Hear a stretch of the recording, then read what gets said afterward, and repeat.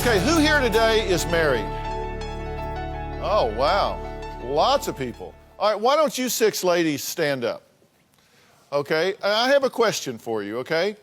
How much debt could your husband rack up before you would divorce him? Okay, look up at the screen. $5,000? If he racked up $5,000, would you be okay? No. It'd be all right? No. $50,000. Yes. Yes. That's mine. You might be kicking him to the curb. 100,000. Yes. Oh, yeah. He'd be gone at 100. 500,000. Yes. Okay, we got the last one.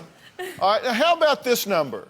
$624,600. All right, sit down if that is not the current amount of debt you are in.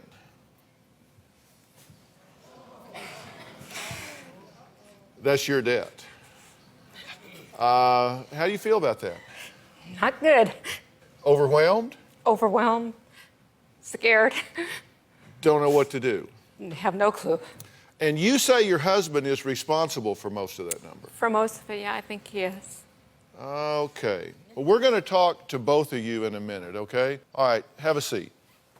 Now, whether your debt is $624,000 or it's $624, listen to this show today. Now, I know there are millions of you out there who are worried and overwhelmed about how you're going to pay even your mortgage this month, let alone your other bills. Well, let me tell you, there is a mindset, there is a strategy for dealing with these tough times. That's what I'm going to talk about today. So really, I want you to dial in and listen to this. I want to give you a plan that can help you get the best possible solution in what is clearly a bad economic situation. Now today, I'm talking to Pam and Chris, who admit they're in a financial disaster after 10 years of marriage. Chris is sleeping on the couch. Pam is ready to walk out the door. Chris and I currently owe approximately $300,000 on our first mortgage, $162,000 to E-loan, Sears $10,200, GM MasterCard $9,000, Macy's $1,200. There's one that has a lighthouse on it. I don't know the name. I think it's $11,000. B of A $17,000. My student loans are $48,000. My parents American Express $700 loan $4,500. $10,000 is student loan. So this all totals roughly to about $600,000. I didn't want to really add it up. Well, clearly, the amount of this debt is shocking, but even more shocking is they don't really know how they got there. I mean, how do you rack up that much debt? I don't know what happened. It just, one day it was there. Pam admits that she should have seen the writing on the wall. When Chris and I first got married, my credit card debt was $3,000, and I only had an $80,000 mortgage. My credit was pretty much null and void. I was on a cash-only basis. I had filed bankruptcy to get out from underneath debt from my previous marriage. Chris owed $9,000 worth of back child support. Looking back, I should have seen some of the warning signs. I should have seen where we were heading. So how did they get in this much debt? Now, clearly, we got a blame game going on here, and Pam says that 75% of this debt is her husband's responsibility. It's his fault. It's very, very easy to point a finger at somebody else. I think Chris is responsible for about 75% of the debt. I consider the debt 50% hers, 50% mine. Most of the debt we have is from Chris's daughter coming to live with us, for all of the gadgets he buys, projects he wants to start, projects he never finishes. I'm being sued because of Chris's carelessness with money. He has no clue about money management at all. I can't see any light at the end of the tunnel. Well, these two can point fingers all they want, but that's not going to get them out of debt, obviously, and it's not going to get their marriage back on track.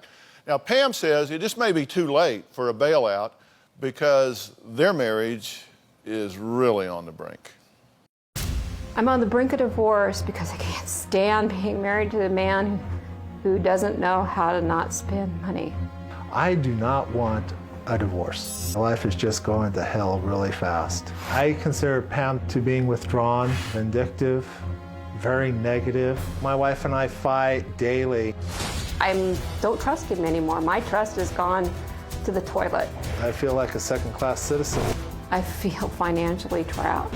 I just can't believe this is happening to me. It's time to make decisions and move on with my life and walk away.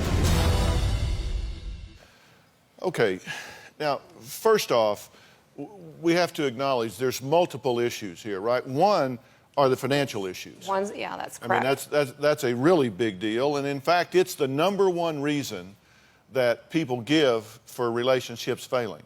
So that's one issue. Then the other issue is maybe it's directly from this or other things, but this marriage is not working, right? No, it's not working. How much of it do you attribute to the financial pressure and crisis that you're in? I would say probably 75% of it. I don't. In fact, you said you can't see being married to a man that can't manage money? Yes, I did. I said I couldn't stand it anymore. I talked to him about it. I'll ask him something. He'll go to the credit union and take out money he doesn't tell me that's in our impound account for our taxes. And I'll say, Chris, why did you do that? And he'll say, oh, well, I needed it. And it's $80, but it's still the money that I'm thinking I have for taxes or something. But at the same time, I knew I was having $300 coming back that same day when I bought the paint for the job. But is that the point, or is the point that you don't tell her what's going on and you guys aren't communicating about Combination this? of both. He does it, and then he says he's going to have the money coming in, and maybe 2 months later we get the money coming in from the job he was going to do because he won't ask the people for money till he's done with it. So there the bill's set. I'm supposed to figure out how to get the money to pay the bills. Meanwhile, they're sitting there. He's not asking for the money. I robbed Peter to pay Paul, and it just keeps going. But now you're taking the role here of victim, honestly. I mean, you're saying that he's victimized you in this. Probably. In some ways, I maybe feel that way, but I also know it's my own fault because I probably let a lot of it happen. Well, let's talk about that. I made a list. Before you got married, you knew he had filed bankruptcy, right? I'm not sure if Yeah, I knew I told it her. before. I told her I'm not sure when he about told me if he everything did. It could have been before. before. You knew he had no credit. Yes, I knew he had no credit. But he didn't have any debt either at that point in time. And he'd gone back to Well, school. no, because he had taken bankruptcy, Yeah. which he told you. Well, I did have the student But he's- loans coming due soon. But I 'cause that thought it was coming only, up.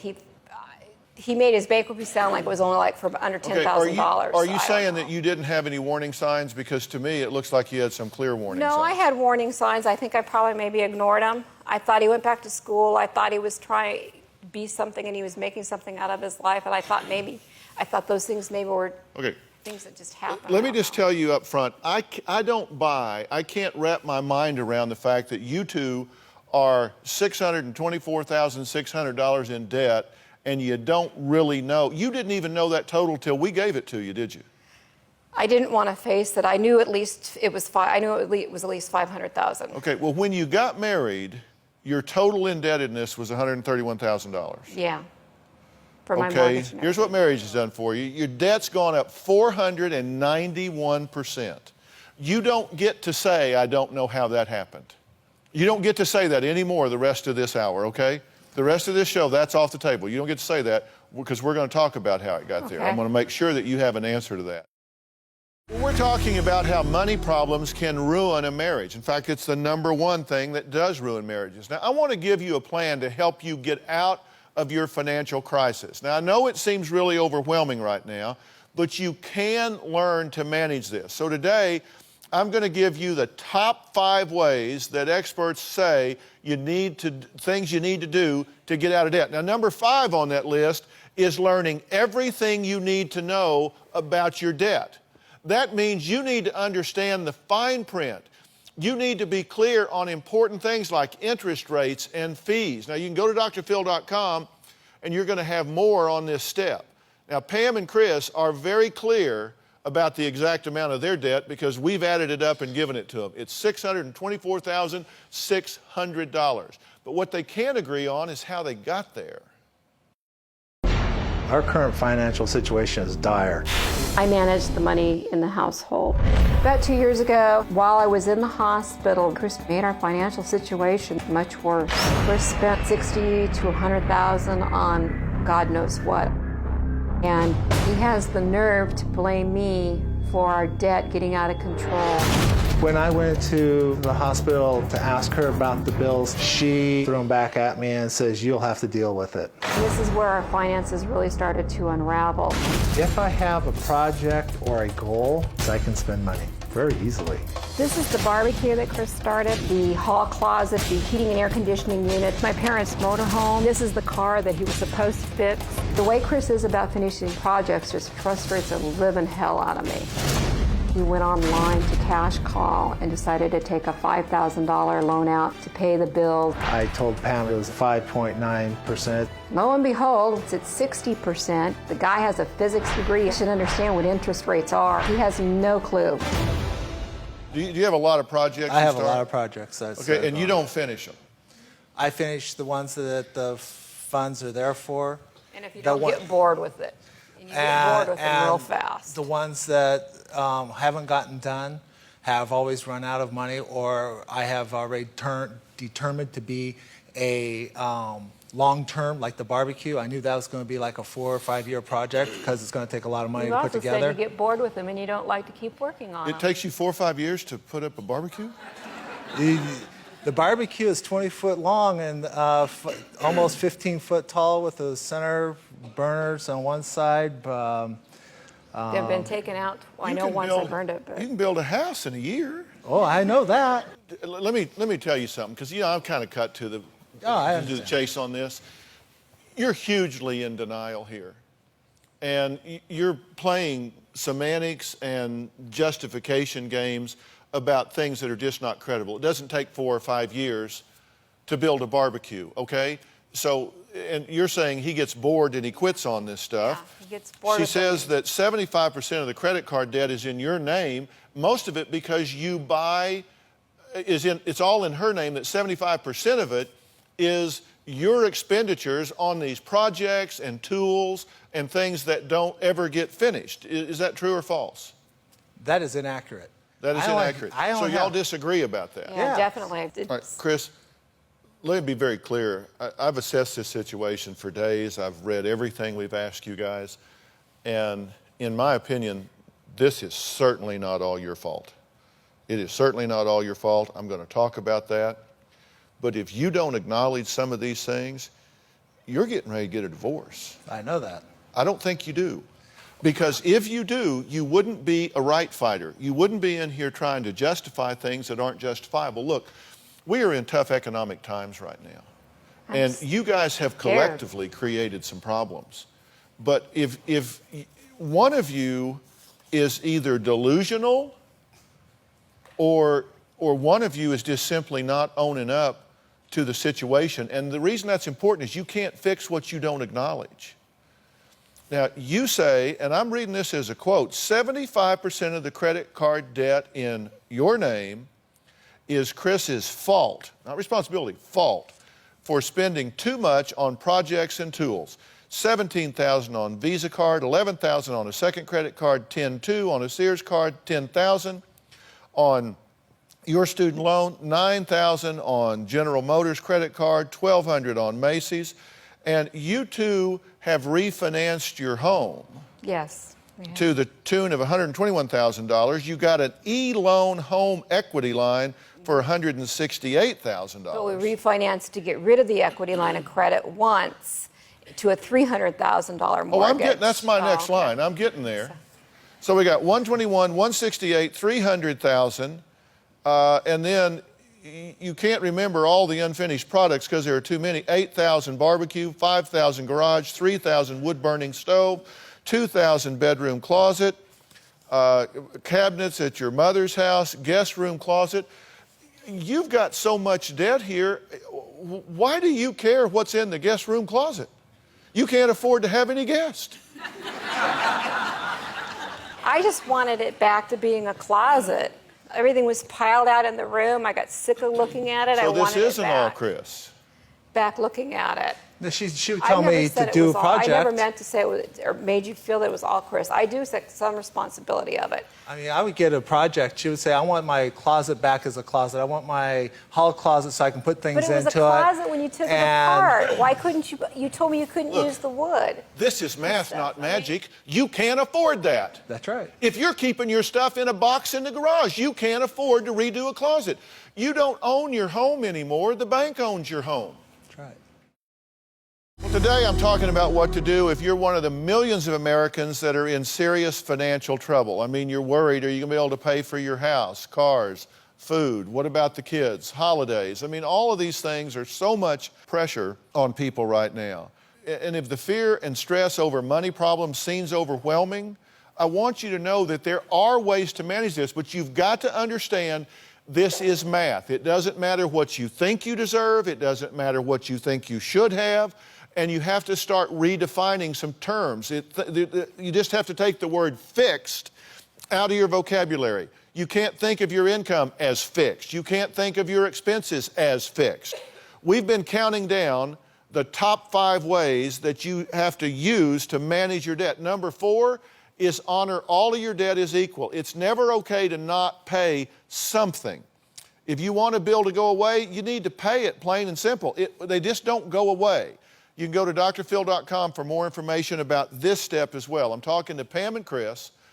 They are on the brink of divorce because they are over $600,000 in the hole. Pam says that a major thing that's contributing to their financial mess is what she calls Chris's freeloading adult daughter, who she says Chris refuses to kick out of the house. My wife believes all our financial problems are due to my daughter living in this house. Chris's daughter is a big financial burden on us. 5 years ago, Chris's daughter moved in with us, and we spent about $75,000 on her medical expenses. My daughter has become an excuse for the problem. It really ticks me off. The crux of the problem is his daughter living with us for free. Chris refuses to charge her rent. We bought her furniture, bought her clothes, painted the bedroom, get her hair done, got her nails done. I am not going to just kick her out. I'm tired of paying her way. She's going on 24. She needs to grow up and get the heck out. Okay, why isn't she paying rent? Because I haven't asked her to. Because She only has a told part-time. me that you didn't have to pay rent when you lived at home with your parents at that age, and she didn't have to pay rent, is what you told me. That's true. I did say that. Y'all could make money as ventriloquists because I thought I asked you a question and you threw your voice and it sounded like Pam was answering. There are some talents here. That's a trick. Listen, you can't afford for your daughter, you can't afford to be living there yourself. Listen, I told you, I want to deal with the financial issues here first, then I want to talk about the relationship issues. Okay, because listen, you guys are teaching tools, right? I mean, I'm here to help you. I'm going to bring you resources to do that. But everybody at home's going to school on this. And here's the deal. When you get in financial trouble, you have to deal with reality. You have to deal with reality. This stuff you're saying, I didn't know what he was doing, I didn't know this, I didn't know that. You're out doing these refinances of your home. Biggest mistake you can make. We'll talk about that in a minute. But you've got to deal with reality. You have a justification for everything. I can ask you a yes or no question. I can ask you, tell me the temperature. You're going to give me an essay answer, aren't you? Pretty close. I bet you were good on essay tests. No, I don't write well. Yeah, well, you don't talk well either. You make a lot of noise, but you don't make a lot of sense. I'm serious here, and this is about reality. We did a simple calculation. If you got average interest rate, which you can't get because your credit is so bad, do you have any idea how long it would take to pay this debt off? Look over your left shoulder. Probably 75 years, 100 years. 83-year minimum. How old are y'all? Too old, 55. Yeah, so do the math. You'll pay this off at about 135. I'll be dead. So you can't get there from here. You just can't get there from here. So you've got to start making some realistic decisions. I have some reinforcements here. Amelia Warren Tyagi is a personal financial expert and author of All Your Worth, the Ultimate Lifetime Money Plan. Now, she's here today. She's been here before. Amelia, thanks for being here. Good to be here, Dr. Phil. Could they have made bigger mistakes? Wow, I can't think of any. you know, you guys need to prepare yourselves. I hate to tell you this, but I think the first move you may need to make is to call the bank and see if you can give that house back. You don't own that house anymore. You're $150,000 underwater. And right now, the smartest move is to walk away and find an apartment you can actually afford. Because they've refinanced this house to where they're upside down in it, right? They just can't, and there's no way that they're going to get that paid off. They're going to get out of that. And that's the worst kind of debt you can take on. Look, all debt is bad debt. There's no such thing as good debt. But you put that debt on your house. You put your house on the roulette wheel, gambling you can make every payment every month. Okay, now let me make sure you understand what we're saying here. When you have your house, you have a homestead exemption here, and if you have trouble, financial trouble, you have to go bankrupt, you have people coming after you, they can't take your house unless you refinance it. And if you've refinanced your home, you've taken a home equity loan, you've now collateralized these other loans with what was protected, and it's no longer protected. And that's what you mean when you say you're putting it on the roulette wheel. It's no longer exempt. They can come and get your house. Today we're talking about how stress and fighting over a financial crisis can just tear your relationship apart. Now, if you're worried about money and overwhelmed by the stress, there are things that you need to do. You need to change the way you think if you're ever going to get out of financial trouble. Now, we've been counting down the top 5 ways to get out of debt. Number 3 is obvious. You have to make larger payments on the debt with the highest interest, because you wind up with the kind of projections that we were talking about before with an 83-year payout. You got to get rid of that high interest debt. Now, look, go to drphil.com. We're going to give more information about these steps. We're going to have other things there. Pam and Chris aren't even making a lot of their minimum payments. In fact, they're just not paying some of their bills at all. Pam says she's ready to walk away and just wipe the slate clean. Chris says, look, that's not the answer. He doesn't want a divorce, and he needs his wife to talk to him without blaming him for everything. Now, you understand that we're into survival mode here. A lot of people in America are in this situation. They're in survival mode. This isn't about how you can sock something away for old age. What we're talking about here is how you survive. What did you think when Amelia says you probably need to walk away from that house? I think I've pretty much come to that conclusion before I got here when I emailed you. And first that's wrote not in. a happy thing. No, it's not a happy thing. Do you get that that's where you are?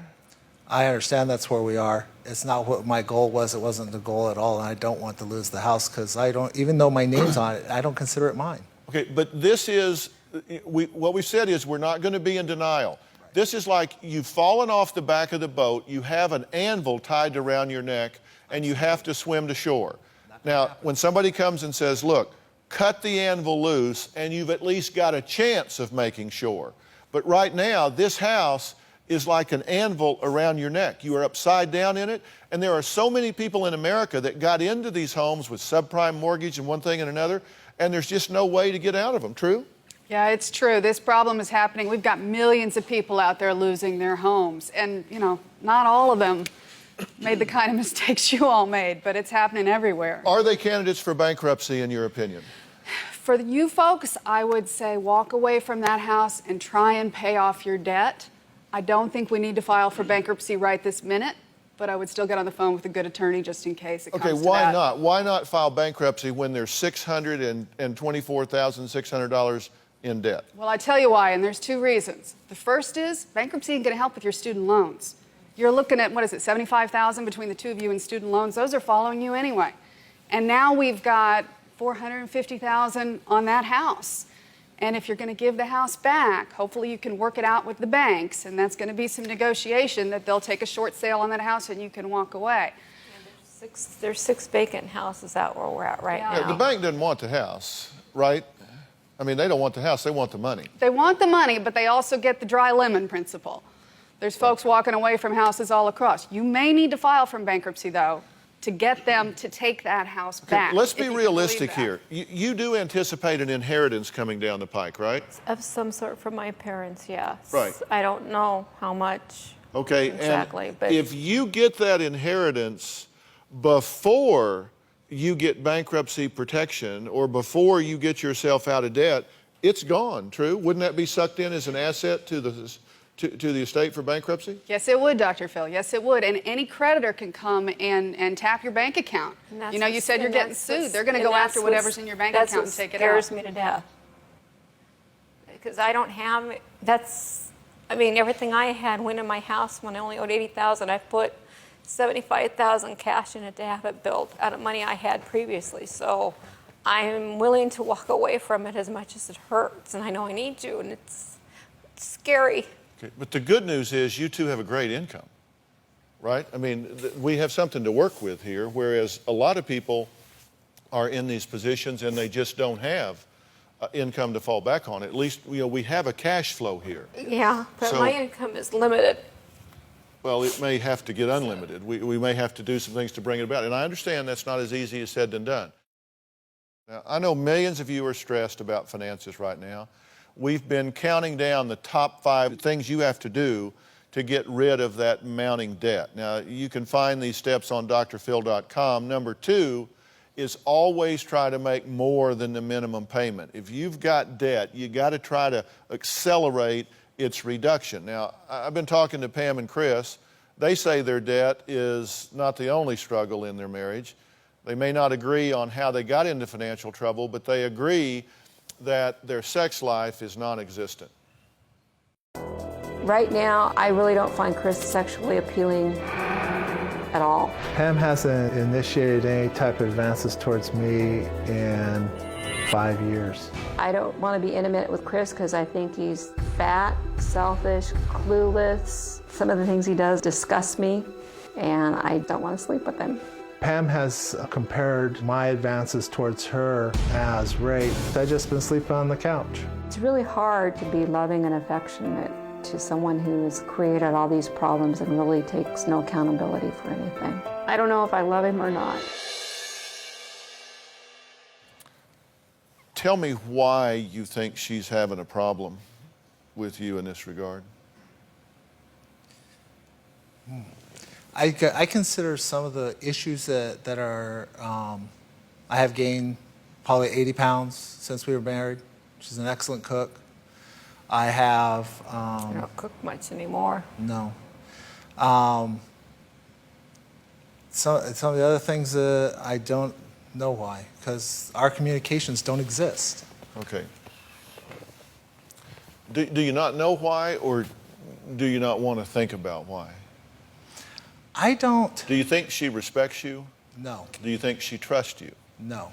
Do you think she relies on you as somebody that's going to be there for her mentally, emotionally, physically, financially, in any way? At this time, probably, no. Do you think this has become a parent-child relationship? I consider, it feels like I am a child in the house. I'm being told what to do, how to do it. So how am I doing? You're doing okay. Wouldn't have thought about the parent-child. Oh my God, you yeah. talk about him like he's 5 years old. Well, he doesn't want to make any decisions. It's always you figure it out. You know money. You know how to do this. You don't know. I don't know how to talk to I a wasn't good with creditor. money.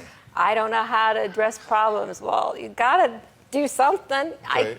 And so you do all this, right? So I do as much as I can. And isn't that a parent-child relationship? I guess We've it is just a parent- shepherded him yeah. along. He doesn't Yeah. know how to talk to people about bills. He doesn't know try to how to for- read the yeah, and I fine try to print to know force the him. difference between 5.9% and 60% interest. I've tried to help him out, but if I help him, then it's just it gets to be dumped on me to do all the time. I have not found a way to get him started or help him where he'll take it over and keep on going with it. Like Elon, I'm not on it. You get behind, you get the delinquent notice. Well, they won't talk to us when we're behind. They won't talk to me when we're current. And I go, Chris, they're sending letters that say they will. And when I call them, they and says I they and I won't and talk they to say, him. "Oh, you're behind until And you're current. We won't make any refinance. We Don't won't do anything." understand that. I just don't understand it. Do- They won't do talk y'all to me because notice I'm that- not on it. Do y'all notice that you both talk at the same time a lot? No, seriously, do you Probably. notice We do, that? yes. Because you say we don't communicate. You can't talk and listen at the same time. And you both talk at the same time an inordinate percentage of the time. And I asked you if you thought this was a parent-child relationship, and you wanted to discuss a phone with an e-loan collector. Only because of the fact that trying to get him to make phone calls to do things, which is a parent-child, I guess, relationship. So that would Trying be to a do. yes. So it would be a yes. We're counting down the top 5 things you can do to manage that debt. Number 1 right now, which is cut up all of your credit cards. You can't spend money you don't have. You can't borrow your way out of debt. It just doesn't work. You're going to find, if you go to drphil.com, I got 5 more things you need to do to manage this debt. Now, okay, look, right now, you're in serious financial trouble. You're going to have to make some really hard-edged decisions to get out of it. I think Amelia is exactly right. I think this house is like an anvil around your neck when you're swimming ashore. You'll never get it paid off. You'll never get out. You don't make enough money. You don't have enough discretionary income to start reducing the amount of money you're upside down. So, I mean, if you stay there, if they stay there, they are headed for bankruptcy, right? Oh, absolutely. Okay, and if you get rid of the house, then maybe you're not. But if you stay there, you're insolvent. There's no way. You don't own the house anyway. No, we don't. You quit owning that house when you took out $300,000 worth of loans against it, which were more than it's worth, and the people that loaned it to you forgot, what are they thinking? They're not going to get their money back. You're not going to get to keep your house. This is a lose-lose for everybody. That's the reality here. You are, somehow or another, you've got this kind of attitude that if I don't think about this, it just isn't there. But the point is, this woman's going to divorce you if you don't man up and get involved in working through these things. You've got to come up with a plan that the two of you will stick to. And I think right now, when I do lose the house, I don't know that I wouldn't file for divorce. Is that where you are? Because it just, that's the last straw. I just don't, the trust isn't there, and I'm afraid to stay any farther. I just want to get my stuff squared around and get myself squared around. And that's what you want to do. That's what I want to do. And how do you feel about that? I would consider divorce a failure, and failure is not an option in this. I don't see divorce solving the problem financially or anything. I can understand the trust issues. I can understand why she would want a divorce because of the house, losing the house, and it was one that she acquired from previous monies that she had. But how's that going to fix tomorrow? She's not divorcing about the financial situation. She's divorcing because you have been unplugged and you've not been a partner with this, and she feels alone. And she's saying, if I'm going to lose everything, why am I going to keep dragging him? Right? That's basically the way I feel, I'm right? going to lose it all. Why do I keep dragging him? That's where she is. And your job is to show her that you want to plug in and partner through this situation to land on your feet again. That's your job. What you're going to have to do that, or she's going to wind up divorcing you. And I'm trying to give you a wake-up call to say she needs to understand you bring something to this for her, mentally, emotionally, physically, spiritually, financially, management-wise, all of that. You've got to plug in here. You can't just keep explaining everything away. You've got to plug in, and you've got to convince her. There are 2 things that I want you to do, if you would, the 2 of you, Chris, Pam. Number 1, I want you to sit down with an attorney that can look at all of your debt and all the things get all the cards on the table and examine the strategy. Do you need to give your house back, which I think the answer is going to be absolutely yes, and do you need to take bankruptcy, which may or may not be true depending on the pendency of this inheritance and that sort of thing. I want you to make informed decisions. You've not made informed decisions. So we are going to make that resource available to you. We're going to locate you an attorney in your town that will sit down with you and talk about this.